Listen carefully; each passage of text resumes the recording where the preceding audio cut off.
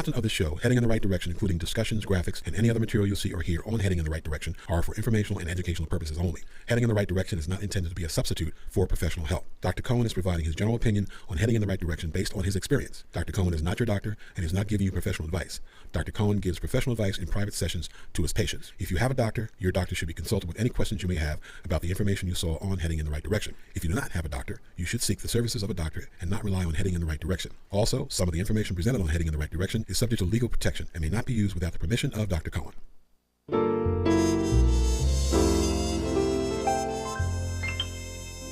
Hi, I'm Dr. Sidney Cohen, psychologist, and I'm your host for today's show, Heading in the Right Direction. I'm going to talk today about a subject that is a complicated subject, a timely subject, and that's the subject of bullying.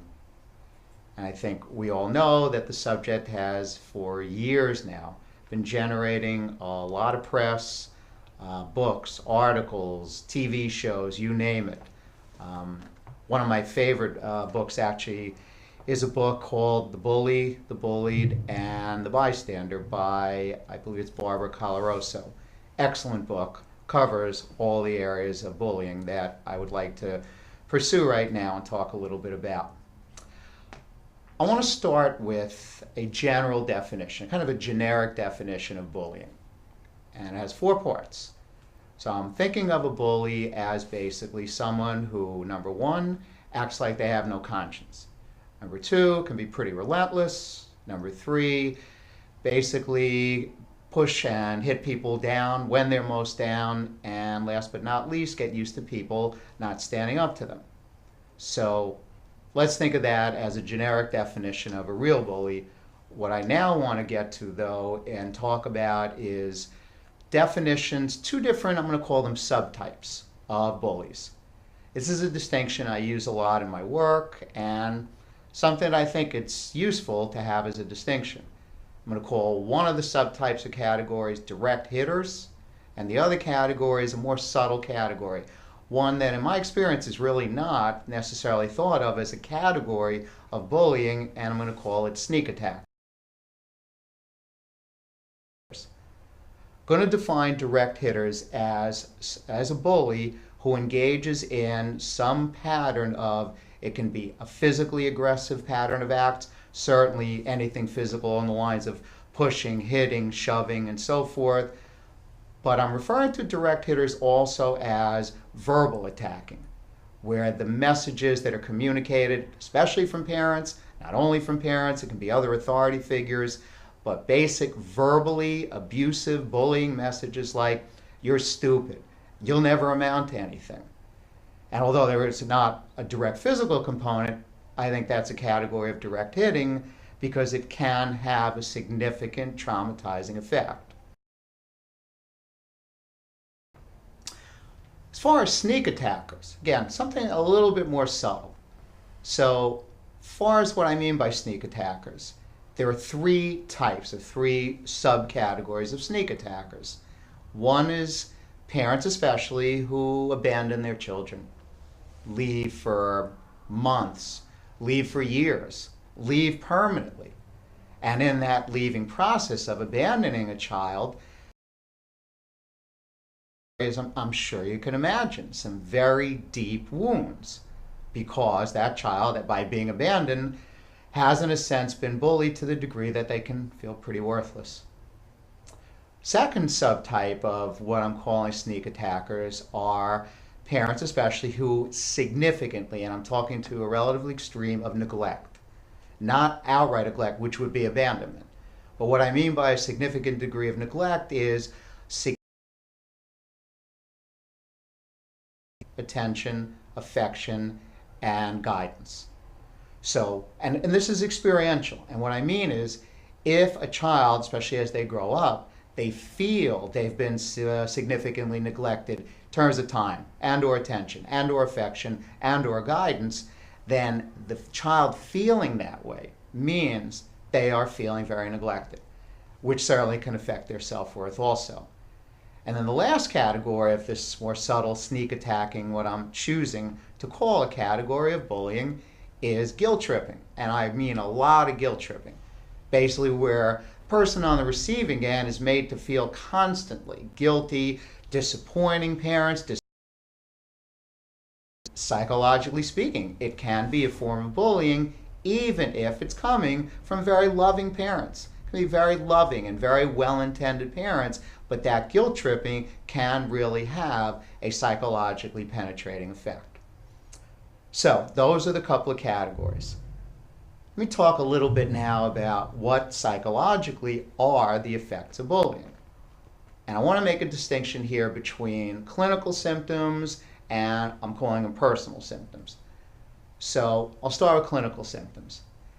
In the mental health field, as some of you, maybe many of you know, PTSD as we call it. PTSD is a condition that is primarily, as we're officially learned to diagnose it, as a function of true life or death events like coming back from war, being in a serious car crash or a plane crash, where there is an issue of life or death, and if the person is traumatized by it, post-traumatic stress disorder.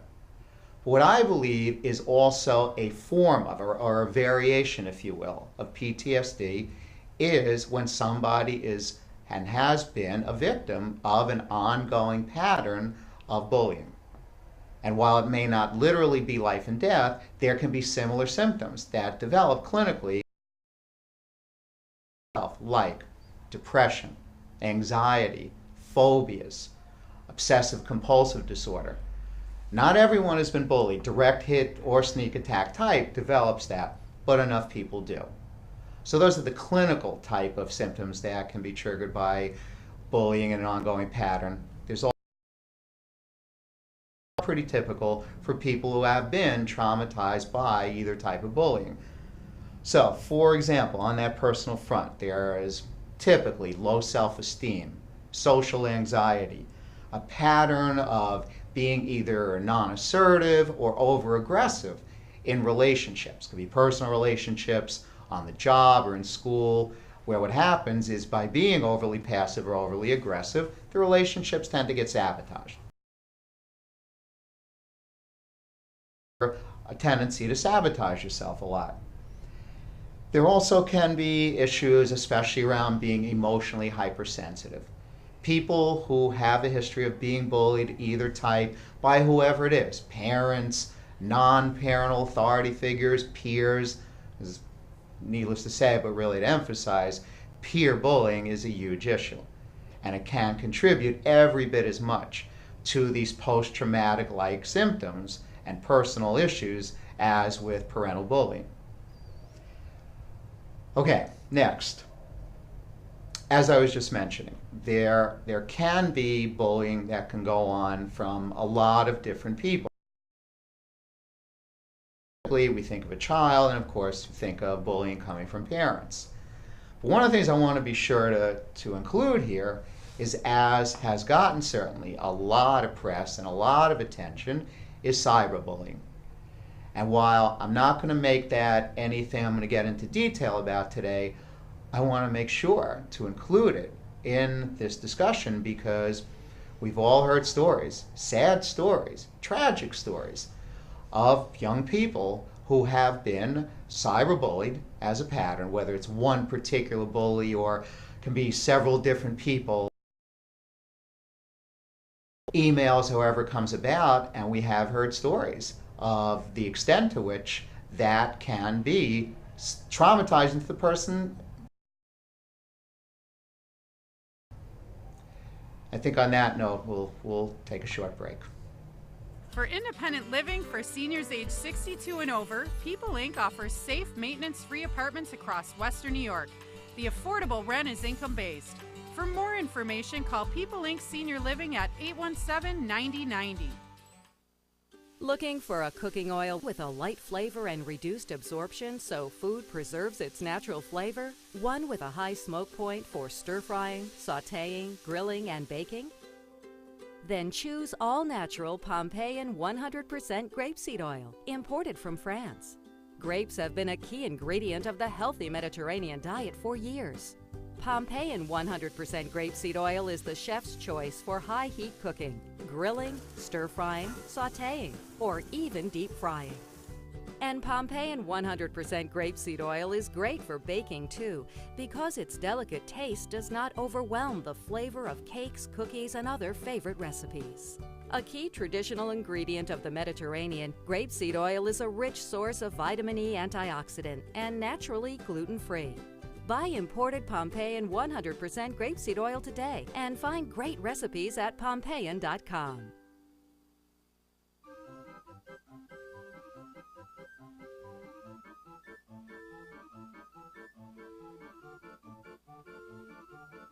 Wait, don't let this happen to you. At Jan Fence, we're family owned and operated for over 50 years, providing a wide choice of fencing. Why wait online at the big box store? Just call Jan Fence. Ask about our Easy Fence to Go products by Active Yards, the first truly do-it-yourself fence product. At Jan Fence, we always do what we say. Come see us today.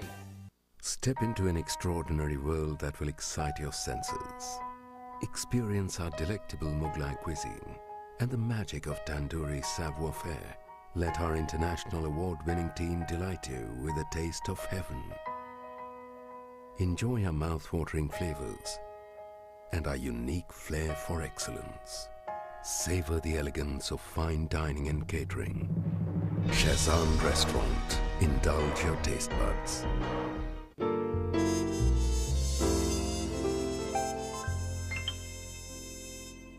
Hi, I'm Dr. Sidney Cohen. I'm a psychologist in New Jersey. I'm the host of a show called Heading in the Right Direction, which will be appearing on internet TV station Radio Vision Network. It's a show that's going to cover a wide range of psychological. I'm also going to have the opportunity to send me emails, ask me some questions. I'll answer questions, and I very much look forward to you tuning in. I'm very excited to do this. Thank you. Today's show has been sponsored by More Than Gifts. Come see our new location in Marlton, New Jersey. Not just gifts, but more. Hi, I'm back, Dr. Sidney Cohen, and this is Heading in the Right Direction.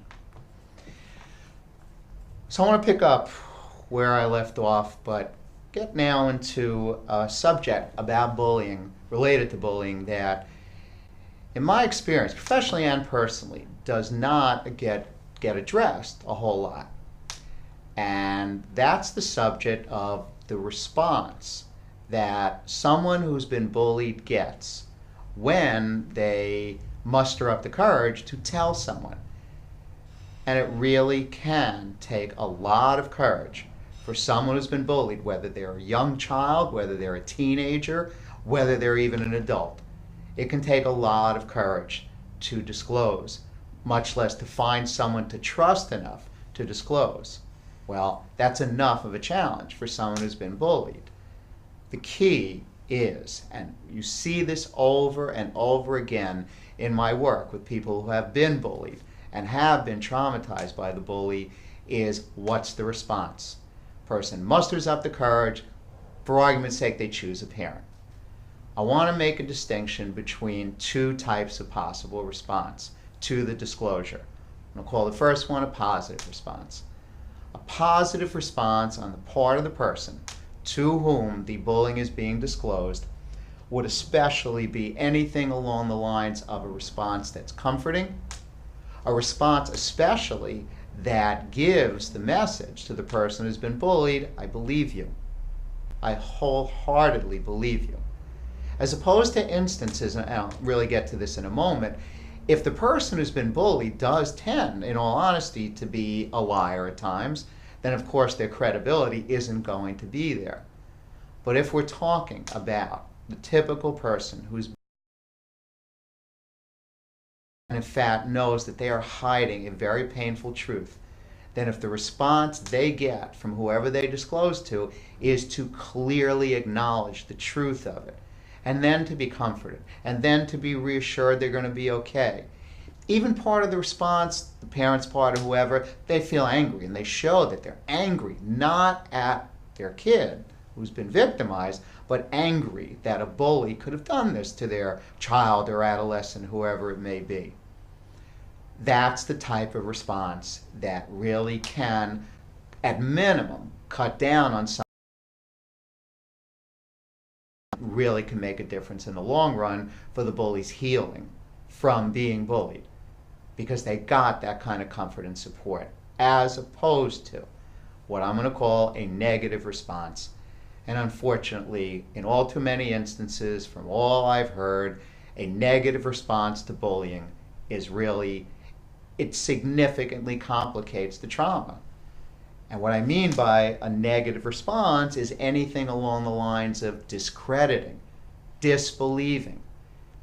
Actually going so far in instances where this happens is to give the message to the victim, you must have done something to instigate this. In other words, blaming the victim who has now been bullied, whatever way they've been bullied, and to top it off, now they're essentially being bullied by, and it does intensify the traumatizing effect, guaranteed. And sometimes another, I will call it negative response, isn't really much better, it just looks different, it may not look as potentially harmful, is just indifference, where the response is sort of like, oh, that's unfortunate, or, get over it, just ignore, which may not be total indifference, but to the person who's been bullied, it certainly can feel like indifference. And it is, it's very disheartening. It's very painful for the victim of bullying, who then makes that disclosure, to get those kind of negative responses. So again, it really can complicate things. I want to take a little aside for a moment. I just remembered, I had intended to say something like this a little bit earlier in the show, and I'll do it now. I'd like to share with people who are viewing with being bullied. This is not just about my patients, it's not just about people I know in my personal life, it's not just about any of you who may be watching this. This is something I personally can relate to, and I'd like to take a couple of moments and just share that.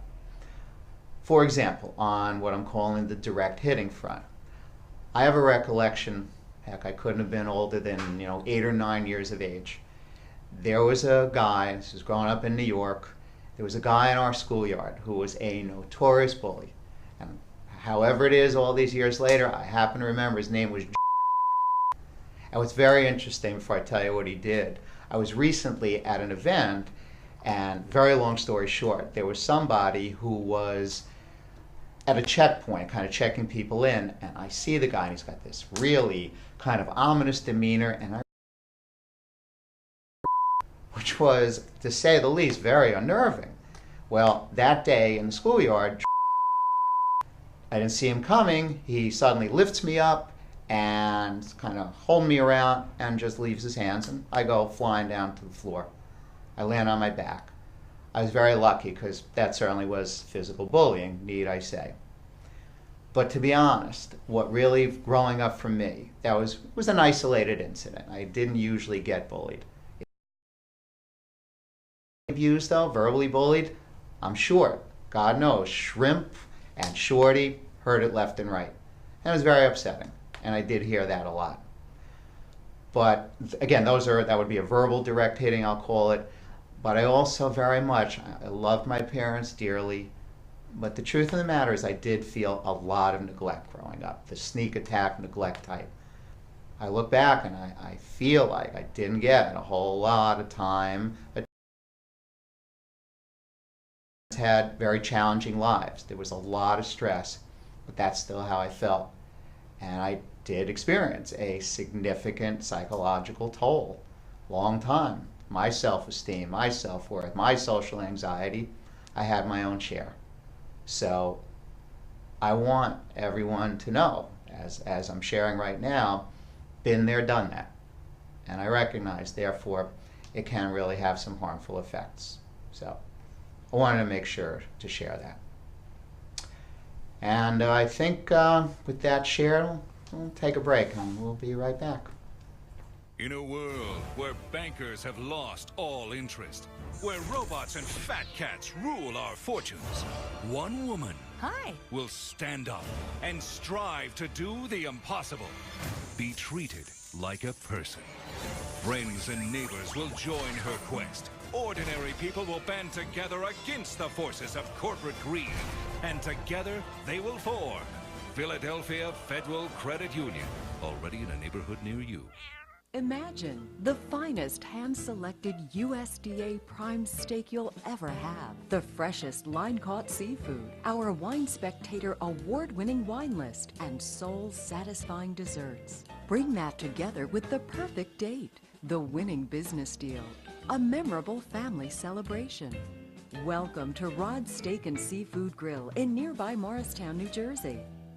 Bring your appetite and feed your passion. Your credit score is yours, and at Experian Credit Expert, we want to help you really use it. With access to helpful Experian experts over the phone and online, we can help you use it to get a better idea of what info the banks have on you. Use it to get more choice of mortgages. Use it to make your money go further. Take the next step to improving your financial future at experian.co.uk.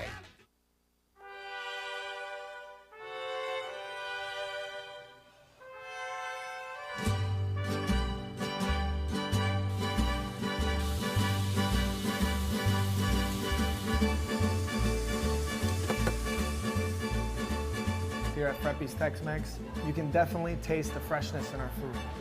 You should definitely come to Freppy's because it's a great place. You can bring your family, very kid-friendly. All my servers are amazing, friendly people. Everyone here is just happy to serve, and I think it shows. The thing that sets us apart is the quality and freshness of our food. And I think once you try it, you'd be coming back. I'm Joe DeSario, co-owner of Freppy's Tex-Mex in Plainfield, New Jersey.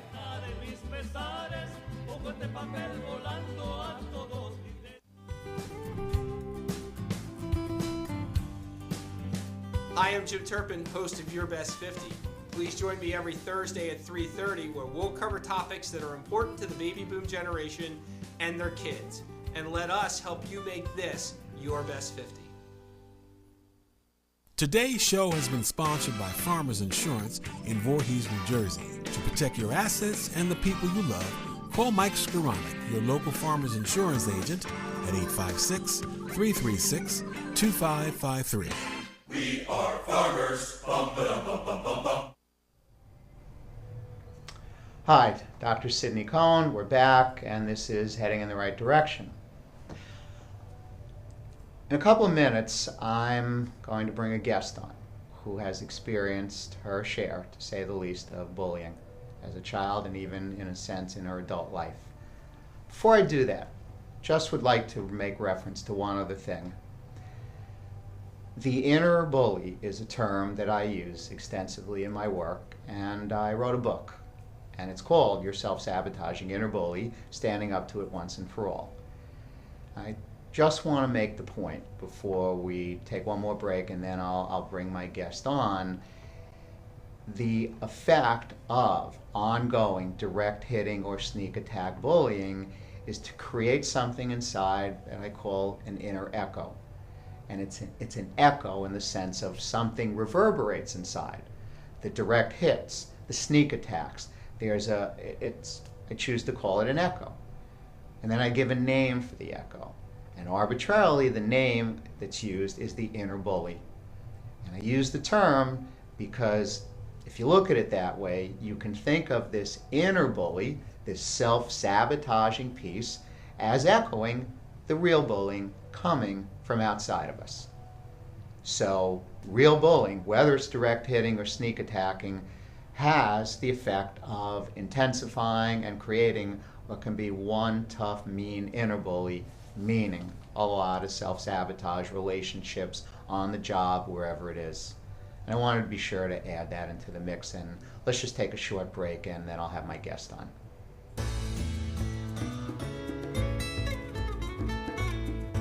Hi, I'm Stephanie Milan, host of Read All About It. I interview authors of all kinds about their journeys of writing and the struggles that they face. You can watch my show at 12 p.m. on Wednesdays. Tune in to Radio Vision Networks. We hope to see you then. Today's show has been sponsored by More Than Gifts. Come see our new location in Marlton, New Jersey. Not just gifts, but more. Hi, I'm back. And what I'd like to do for the next few minutes is speak with a guest who has very graciously agreed to appear on this show to talk about her experiences being bullied extensively for a long time.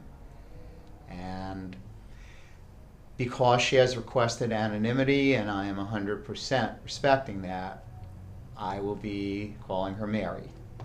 And so I would like to now speak with Mary, and thank you very much, Mary, for agreeing to be on the show today. You're very welcome. So, you heard me talk today about the difference between direct hits and sneak attacks as two types of bullying. So if you'd be willing to share with us what your experience was growing up in terms of direct hitting type of bullying and sneak attack bullying that you may have experienced. Well, I had a mother who hit all the time. If you didn't do it fast enough, if she was just in a bad mood, and I would say I was hit practically every day, almost every day. And I was very afraid of her. She was very forceful and angry, and never spoke civilly to us unless there was someone in the room. So I ended up with a fear of authority figures, and just social anxiety about being around people. And I always felt that I was not correct. If someone had a difference of opinion, I would say to them, you're probably right. Because I just didn't really have a sense of myself. I felt I had to be invisible. As a child, I found if I stayed out of my mother's way to the best that I could, it was helpful to me. I could kind of could control that a little bit. So that's what I did. She would ridicule you, and if you said something and mispronounced it, she'd go right on it and make fun of it. So there was just a lot of just meanness, I would say. Which sounds like mainly direct hitting. Yes. So my next question for you, Mary, is how about the other category, the sneak attacking category? For example, your dad more in that category, something like that? Well, my dad drank, but he drank outside of the home. So I would say he abandoned us. And in abandoning us, I think he made my mother's maybe loneliness make it worse on us because of the dynamics of their relationship. More to take out on you. Absolutely, because she was lonely and angry. So you would put your dad more again in the sneak attacking category. Sometimes it felt like complete abandonment. I assume a lot of feeling of neglect. Yes. The sneak attacking type. Yes, he was not home that much. Gotcha. Next, did you at any point report this feeling of being bullied and abused? Was that anything in a sense you reported? Well, we were the looking good family. We went to mass every Sunday as 6 people in the same pew. My mother was a Girl Scout leader. My dad was a president of the Kiwanis, and nobody ever would have thought that anything bad was happening. So, and I knew nobody would believe me. So you kept it to yourself? Occasionally I thought about running away from home, but the fear of what would happen when they found me kept me not doing it. Which says to me something I was talking about a little bit earlier in the show, that someone who's been bullied is unlikely to share it if their feeling is they're not going to be believed. They may even be attacked or blamed for it. Yeah. Sounds like that was what was going on for you. Yes, very much. Mary, a little bit psychologically, what effect, what has been the effect, what was the effect on you emotionally, psychologically of this direct hitting and sneak attacking? I came out of it, got married at 21, And I was okay for a few years, maybe 3 years. And all the rage, everything that I had to suppress living in that kind of situation blew. Like someone flipped a switch. And I wanted to throw things. I wanted to scream. I started hitting my son. And I had all the knowledge, the awareness that I promised myself I would never do what my mother did. So when I started to do it, I had this self-hatred, terrible self-hatred, and guilt, of course. Sorry to hear that. Sorry to hear all of this, but I appreciate your sharing all of this. There was something, though, Mary, if you'd be willing and okay to also talk about, that you had shared with me in a brief discussion we had prior to you coming on the show today. And that's an area or way in which you are still experiencing yourself to this day, at this point and stage in your life, as though there's still a type of bullying that you are being subjected to. Well, when I divorced about 14 years ago, my daughter, my only daughter, I have 3 kids, she was furious that I wasn't going to stay.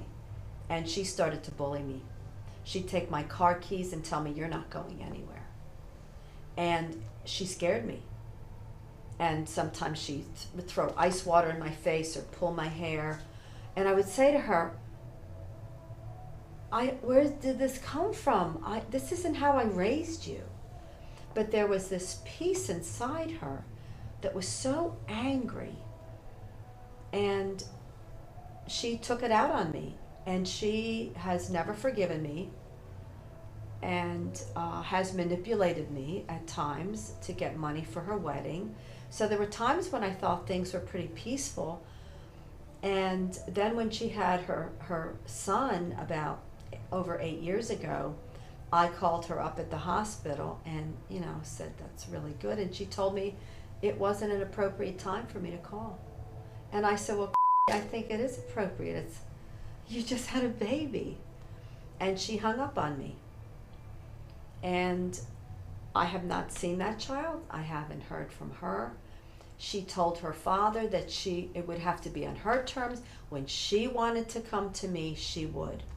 So it kept everyone kind of staying away from her, thinking, okay, well, she's, she knows what she needs. She knows what she wants. But we're 8 years into this. And my other 2 sons, they really feel sad. I feel she's done so much more damage to our family than the divorce did. And you've never been allowed to see your grandson? I have never seen him, no. I'm terribly sorry to hear that. Yes, it's been very sad. We're going to need to take a break. For independent living for seniors age 62 and over, People Inc. offers safe, maintenance-free apartments across Western New York. The affordable rent is income-based. For more information, call People Inc. Senior Living at 817-9090. Looking for a cooking oil with a light flavor and reduced absorption so food preserves its natural flavor? One with a high smoke point for stir-frying, sautéing, grilling, and baking? Then choose all-natural Pompeian 100% grapeseed oil, imported from France. Grapes have been a key ingredient of the healthy Mediterranean diet for years. Pompeian 100% grapeseed oil is the chef's choice for high-heat cooking, grilling, stir-frying, sautéing, or even deep frying. And Pompeian 100% grapeseed oil is great for baking too, because its delicate taste does not overwhelm the flavor of cakes, cookies, and other favorite recipes. A key traditional ingredient of the Mediterranean, grapeseed oil is a rich source of vitamin E antioxidant and naturally gluten-free. Buy imported Pompeian 100% grapeseed oil today and find great recipes at Pompeian.com. Hi, we're back, and I just wanted to say again, Mary, thank you so much. And I so admire your courage in the face of what continues to be many ways your life you feel is great, and I'm so happy to hear that. But I wish you the strength and the courage to continue to deal the best you can with a very, very painful situation. So again, thanks for being here. Thank you. So, This is Dr. Sidney Cohen. This is Heading in the Right Direction. Right now, the next show I'm planning to do is going to be on the subject of addiction, and that will be somewhere in the weeks ahead. But I want to mention, if people write in, send in emails, and enough emails are related to some follow-up about today's show, and there is some interest, I am considering doing a follow-up show on bullying, but right now, probably it'll be on addiction. Please feel free to email in any questions about the show, as I say. And that's pretty much it. I'm Dr. Sidney Cohen. I'm a psychologist in Cherry Hill, New Jersey. I have written 2 books. One is, as I mentioned, Your Self-Sabotaging Inner Bully. I also wrote a book called Inner Blocks to Losing Weight. And I'm available for webinars, seminars, presentations, and I look forward to being on the show again. And thank you very much for watching.